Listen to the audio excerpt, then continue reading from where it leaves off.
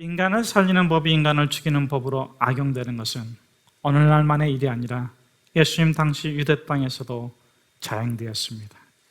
많은 백성들이 지나친 종교적 규례 때문에 종교적 죄인으로 살아야만 했습니다.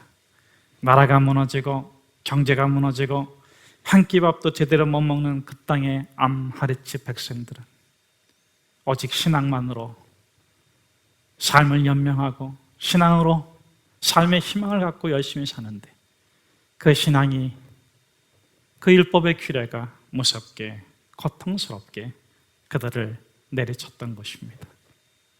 그들의 부족함이 아니라 율법의 문제가 아니라 율법의 조문을 채찍으로 휘두르는 종교의 특권을 가진 자들 때문이었습니다. 바리새인들은 어떻게 해서든지 예수님을 죽일 목적으로 제자들을 사냥합니다. 첫 번째로는 금식에 관한 법으로, 두 번째는 안식일법으로, 그리고 이 번째는 떡을 먹을 때 손을 씻지 않았다며 정결법으로 고발하고 있습니다. 깨끗한 생활로 이웃을 배려하고 하나님을 기쁘시게 해드리려고 시작된 장로의 전통이 시간을 지나면서 하나님을 지워버렸습니다. 권력을 잡은 자, 혁명이 아닌 개혁이 아닌 통제가 중요해졌습니다. 백성을 위한 규례로 백성을 규제, 통제합니다. 이런 일을 기억하고 있는 역사는 외칩니다. 하나님을 지워버린 종교는 무섭다. 사람을 잃어버린 종교는 마녀 사냥을 한다.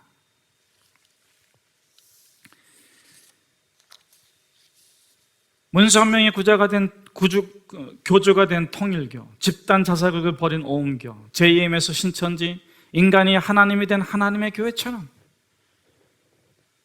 예수를 지워버린 집단은 사람의 영혼을 파괴하고 가정을 파괴하고 사회를 혼란에 빠뜨립니다. 그러나 여러분, 사입이나 이단만 무서운 것일까요? 전통의 교회도 신앙을 빙자한 종교 행위로 사람이 하나님을 대신하려고 한다면 규례와 법규를 내세워 십자가를 지워버린다면 마귀적입니다.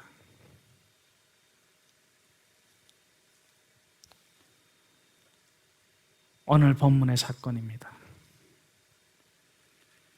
당시 하나님을 잘 섬긴다는 바리새인들이 나쁜 의도, 나쁜 목적을 숨기자 하나님의 율법을 미화시켜 내세우자 메시아이신 예수님이 고발당합니다. 사냥당합니다. 어느 때는 정말 사람이 무서운 것이 아니라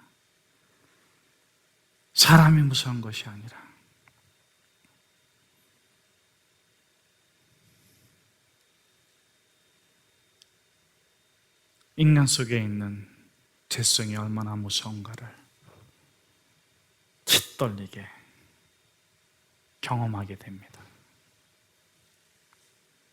여러분, 80% 회개 안 됩니다. 90% 회개 안 됩니다. 100% 회개를 해야 됩니다. 내가 예수의 이름으로 사는 것도, 내가 은혜 받고 사는 것도, 내가 영생을 누리는 것도, 내가 죽음을 이기는 것도 나의 인간적인 행위나 공의가 아니고, 공적이 아니고, 내 엄마의 기도가 아니고, 내 아버지의 희생이 아니고, 나의 희생이도 아니고, 온전히 예수님께서 나를 아무 조건 없이 무한정 참되게 사랑하시는 예수의 보혈이 나를 구원한 것입니다. 그것이 삶의 이유이고, 그것이 선의 이유이고, 그것이 배려의 이유이고, 그것이 일하는 이유이고, 그것이 가정을 돌보는 이유이고, 그것이 직장을 나가는 이유이고, 그것이 이 땅에 이민족으로 살아가는 이유가 될 때, 그것을 우리는 은혜라고 말합니다. 본문을 다시 봅시다. 본문에서 바리새인들은 얼마나 겸손합니까? 예수님께 랍비요, 선생님이요. 여러분, 교만한 자들은 항상 겸손합니다. 자기의 죄를 감출 줄 아는 자들은 항상 겸손합니다. 그런데 그 겸손이 열등감이라는 데 문제가 있는 거예요. 열등감에 사로잡혀 영적 고만으로 가득 차서 예수를 죽이고자 하는 데 문제가 있는 것입니다. 끊임없이 남편보다 높아지려고 하는 아내의 교만, 끊임없이 아내보다 높아지려고 하는 남편의 교만, 이것을 아시기에 예수님께서는 직접적인 답변을 미루십니다. 대신에 바리새인들이 감춰두고 있는 그 마음속의 열등감, 미화된 교만을 드러내기를 원하십니다. 3절과 4절의 말씀입니다. 함께 읽겠습니다. 대답하여 이르시되 너희는 어찌하여 너희의 전통으로 하나님의 계명을 범하느냐? 하나님이 이르셨으되 내 부모를 공경하라 하셨고 또 아비나 어미를 비방하는 자는 반드시 죽임을 당하리라 하셨거늘. 여러분, 10계명은 무슨 계명입니까? 자유의 계명이요, 사랑의 계명입니다. 그 사랑의 계명은 하나님 사랑과 사람 사랑으로 요약되는데, 그 핵심의 제5계명, 내 부모를 어떻게 하라? 공경하라, 사랑하라.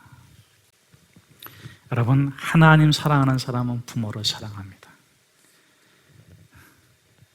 이웃을 사랑하기 전에 먼저 하나님을 사랑합니다. 부모 사랑합니다.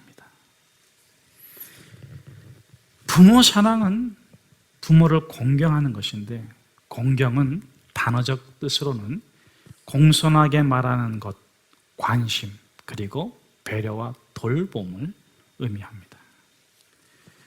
여러분, 부모를 공경하라 이 계명의 부정적인 계명으로 출애굽기 12장 17절에 이렇게 기록되어 있어요.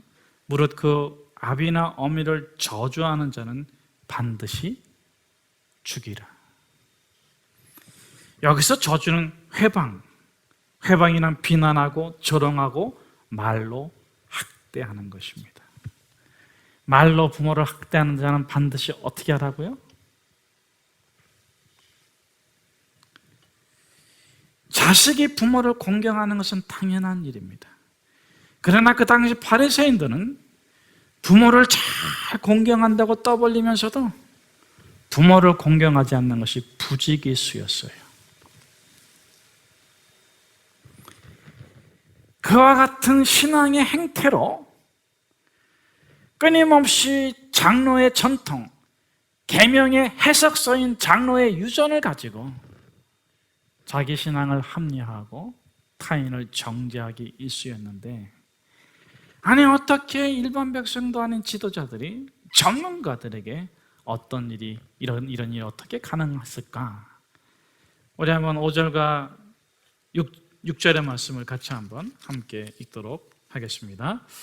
너희는 이르기를 누구든지 아버지에게나 어머니에게 말하기를 내가 들어 유익하게 할 것이 하나님께 드림이 되었다고 하기만 하면 그 부모를 공경할 것이 없다 하여 너희의 전통으로 하나님의 말씀을 폐하는도다. 가장 소중한 게 뭡니까? 가장 소중히 여기는 가치가 무엇입니까? 유대인들에게는 가정이었습니다. 우리에게도 가족이 소중하죠. 우리 교회도 교회보다 소중한 교회가 있습니다. 가정 교회입니다. 여러분, 창조주 하나님께서 만물을 지으신 이후에 사랑 없이 살 수 없는 인간에게, 사람에게 사랑의 순서를 정해줬습니다. 첫째, 하나님. 둘째, 부부. 셋째, 부모, 가족. 넷째, 이웃입니다. 이것이 사랑의 순수, 이렇게 사랑의 순서를 정해주신 것은 하나님의 사랑으로 이웃까지 사랑하라는 거예요. 순서가 뒤틀리면 어떻게 될까요? 그 중에 하나가 빠지게 됩니다. 질서가 꺾이면 어떻게 될까요? 욕망이 접촉하는 것만 좋아하게 될 것입니다. 참 사랑에는 영적 질서가 있습니다. 우리는 이 질서를 지켜야 하겠지요. 그런데 참 사랑이 쉽지가 않아요. 사랑을 하려면 먼저 미움이 보이기 때문에. 사랑은 미움까지 품지 않고서는 작동하지 않습니다. 또 서로가 좋을 때나 나쁠 때나 건강할 때나 병들을 때나 사랑해야 해요. 그래서 사랑하기로 결정한 것은 상처받기로 결정한 것입니다. 상처 없는 사랑이 상처 없는 사람이 없듯이 아픔이 없는 사랑도 없어요. 사랑을 받으려고만 한다면 결코 만족하지 못할 것입니다. 그러나 사랑을 주기로 한다면 기쁨이 시작됩니다. 사랑하는 성도 여러분, 성경에 나오는 사랑의 질서를 따라야 합니다. 부모님을 공경할 때에도, 자식을 사랑할 때에도 가장 먼저 하나님을 생각하고 하나님의 은혜를 마음에 담으면 족합니다. 자, 그런데 한 부부가 있습니다. 본문에 나온 사건입니다. 부부에게 부모님의 몫의 재물이 있습니다. 부모를 섬겨야 합니다. 그런데 욕심이 생겼어요. 부모님을 섬길 때가 왔습니다. 그러나 너무 아까워서 부부가 고르반 하면, 고르반은 하나님께 드렸으므로 마땅한 의무에서 변제되는 법인데, 거르반 하면 그만입니다. 그러면 부모는 조금 섭섭하지만 이번 생일잔치는 조촐하게 차립니다. 경건한 부부라면, 신앙심이 좋은 부모라면 오히려 그렇게 고르반한 자식들을 위하여 감사의 제사를 드리겠죠. 문제는 무엇입니까? 생일날이 끝나면 고르반했던 그 자식들이 성전을 찾아가서 고르반을 물읍니다. 당시의 법이 그렇다는 겁니다. 당시의 법이 그렇다는 것입니다. 장로의 전통이 율법의 세부 규칙으로 정한 규례가 그랬다는 것입니다. 고르반을 물으면 일정한 벌금 형식의 돈을 떼고 돌려주게 되어 있어요. 그것을 판정하는 것이 바리새인입니다. 물론 이것은 홧김이나 얼떨결에 한 서약을 되돌릴 수 있도록 기회를 준 좋은 목적의 세칙인데, 나쁜 의도, 나쁜 목적으로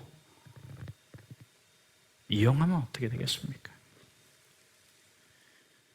다시 본문을 기억해 봅시다. 왜 예수님께서 고르반을 말씀하십니까?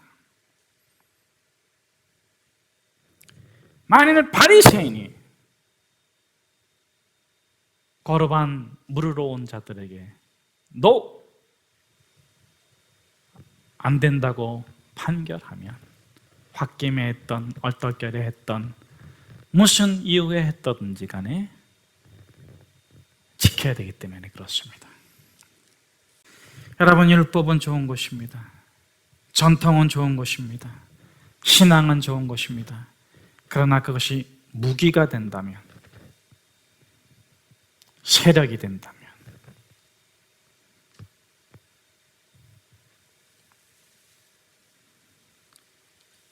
7절에서부터 9절까지의 말씀을 같이 한번 함께 읽겠습니다. 외식하는 자들아, 이사야가 너에게 대하여 잘 예언하였도다. 일러스되 이 백성이 입술로는 나를 공경하되 마음은 내게서 멀도다. 사람의 계명으로 교훈을 삼아 가르치니 나를 헛되이 경배하는도다 하였느니라 하시고, 신앙적 유산으로 하나님의 말씀을 대신하는 사람들이 있습니다. 신앙의 가문이라고 모여 가정 예배를 드린다고 하면서도 조상 얘기, 세상 얘기, 바리새인처럼 신앙을 특권으로 활용하는 이야기만 한다면 거기에 희망이 있을까요?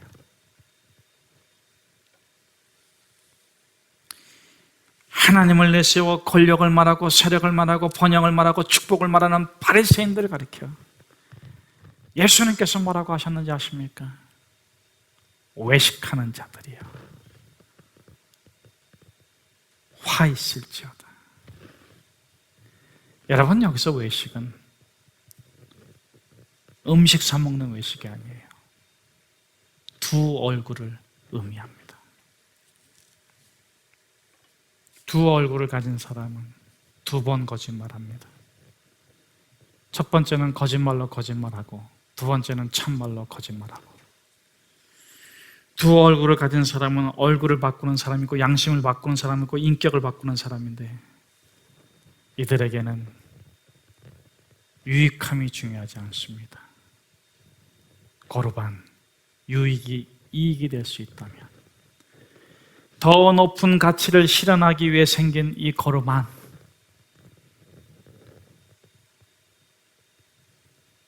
그 법을 유익함이 아니라 이익으로 쓰는 자들을 가리키는 것입니다. 지옥에 빠져가는 당신을 천국으로 구원해 주신 예수를 믿으십니까? 지금 죽어도 천국 갈 것을 믿으십니까? 그렇다면 예수님께서 십자가의 길을 가시면서 말 대신에 눈물을 흘리신 것처럼 적어도 우리 비전의 사람들은 그렇게 살아갑시다. 세상이 욕하고 사람들이 손가락질하면 어떻겠습니까? 예수님이 우리의 예배를 기뻐하시고 찬양을 기뻐하시고, 예수 그리스도를 생각할 때마다 우리 마음속에 참된 거룩함과 기쁨이 충만해서 어느새 들어와 있는 유혹도 떨쳐내고 두려움도 떨쳐내고 다시 찬양하며, 내가 오늘이 삶의 마지막일지라도 마지막 순간은 주님과 함께하기를 원하는 그 믿음의 삶을, 그 믿음의 길을 걸어갑시다. 사랑하는 여러분, 어떻게 하면 우리는 외식에 빠지지 않을 수 있을까요? 어설픈 신앙인이 됩시다. 초보 신앙인이 됩시다. 처음 은혜 받고 처음 구원의 감격에 빠져서 찬양했던 그때를 꽉 붙잡고,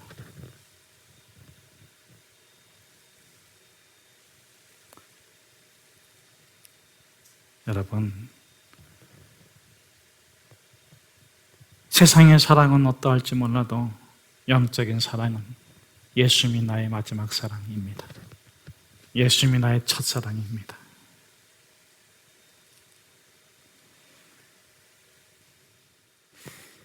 예수님께서는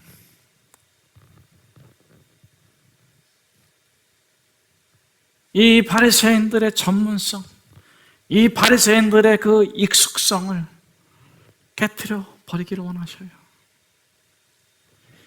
길가와 같이 그냥 달고 다른 밭, 거기에는 씨를 뿌려도 사람에게 밥밖에 되지 않아요.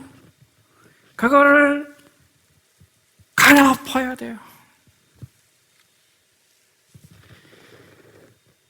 여러분, 기도할 때나 찬양할 때나 성경 읽을 때나 묵상할 때나 내가 이제까지 해왔던 거 알고 있다는 생각을 다 내려놓고 정말 내가 어린아이처럼, 내가 이 성경을 처음 읽는 것처럼, 내가 이 찬송가를 처음 배우는 것처럼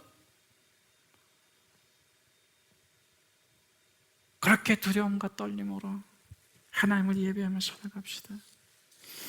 다시 오늘 본문의 사건으로 돌아가 봅시다. 예수님이 고발당했습니다. 바리새인들 제자들이 손을 씻지 않고 떡을 먹는 것을 보고 정결법에 걸었습니다. 그런데 예수님께서는 고르반, 왜 이렇게 말씀하시는 것입니까? 정결법을 어긴 자들이 고르반 하는 자들보다 더 낫다, 제자들을 편들면서 내로남불하는 게 아닙니다. 제자들이 잘못했어요. 바르게 가르쳐야 돼요. 그런데 그 바르게 가르칠 의무가 있는 자들이 예수가 아니라 바리새인들이에요. 그런데 그 바리새인들이 자신들이 가르치고 양육하고 목양해야 될 그 백성을 고발하고 있는 이 현실, 정죄하고 있는 이 현실. 자식이 부족하면 어떻습니까? 자식이 약하면 어떻습니까? 자식이 좀 모자라면 어떻습니까? 그렇기 때문에 부모가 훌륭하고 좋고 넉넉하고 잘하는 거 아닙니까? 눈물을 흘리며 수고를 하고 애를 써서 돌보고 가르쳐도 도와줘도 부족할 판에 지적질이나 하고 고발이나 하고 매로 때리고 벌금으로 때리고 마녀 사냥하고 낙인 찍고. 여러분, 오늘 우리의 문제는 무엇입니까? 신앙생활 너무 오래 한다는 데 문제 있어요. 예수 믿고 한 3개월 동안만 신앙생활 하면은 정말 깨끗하게 신앙생활 할 텐데 3개월이 아니고 30년하고 60년 하다 보니까는 닳고 닳아가지고 신앙생활이 취미생활이 되고 신앙생활이 습관이 되어버리고. 신앙생활이 뭐예요? 여러분에게서 신앙생활이 뭐예요?